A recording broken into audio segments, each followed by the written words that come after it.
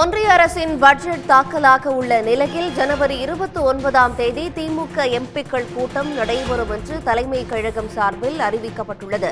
ஜனவரி 29 காலை 11 மணிக்கு சென்னை அண்ணா அறிவாலயம் முரசொலிமாறன் வளாகத்தில் திமுக எம்பிக்களின் கூட்டம் நடைபெறும். இதில் மக்களவை மற்றும் மாநிலங்களவை திமுக உறுப்பினர்கள் தவறாமல் கலந்து கொள்ள வேண்டும் என்று தெரிவிக்கப்பட்டுள்ளது.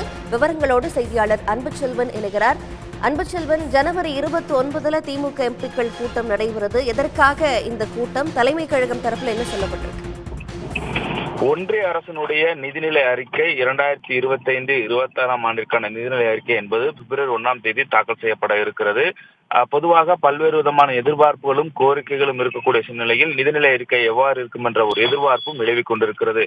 இந்த நிலையில் தான் 2025-26ஆம் ஆண்டுக்கான நிதிநிலை அறிக்கை தொடர்பாக திமுக சார்பாக மக்களவை மாநிலங்களவை உறுப்பினர்கள் பங்கேற்க கூட்டம் அறிவிப்பதற்கான தேதி அறிவிக்கப்பட்டிருக்கிறது.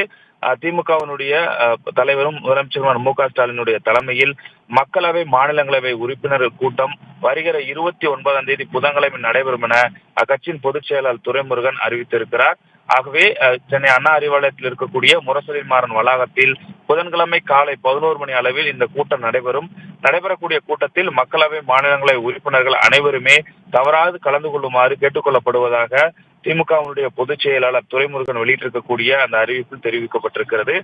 குறிப்பாக நாடாளுமன்றத்திற்கான விவாதங்கள் நடைபெறும் பொழுதும் நிதிநிலை அறிக்கை தாக்கல் செய்யப்படும் போது கூட எவ்வாறான விஷயங்களை முன்வைக்கப்பட வேண்டும், விவாதத்தில் எவையெல்லாம் பதிவு செய்யப்பட வேண்டும், தமிழக அரசினுடைய நிலைப்பாடுகள் எவ்வாறு இருந்து கொண்டிருக்கிறது உள்ளிட்ட பல்வேறு விஷயங்கள் குறித்து நாடாளுமன்ற உறுப்பினர்கள் தமிழ்நாட்டிற்கு பெற வேண்டிய திட்டங்கள் தொடர்பான கேள்விகளை எழுப்புவதற்கான வாய்ப்பு இருக்கிறது. ஆகவேதான் இது தொடர்பாக ஒரு கலந்து ஆலோசிக்கக்கூடிய வகையில் திமுகவினுடைய மக்களவை மாநிலங்களவை உறுப்பினர்களுடைய கூட்டம் வருகிற 28ஆம் தேதி திமுகவினுடைய தலைவரும் அதே போன்று முதலமைச்சருமான மு.க. ஸ்டாலின் தலைமையில் நடைபெறும் என்ற அறிவிப்பை திமுகவினுடைய பொதுச் செயலாளர் துரைமுருகன் வெளியிட்டிருக்கிறார்.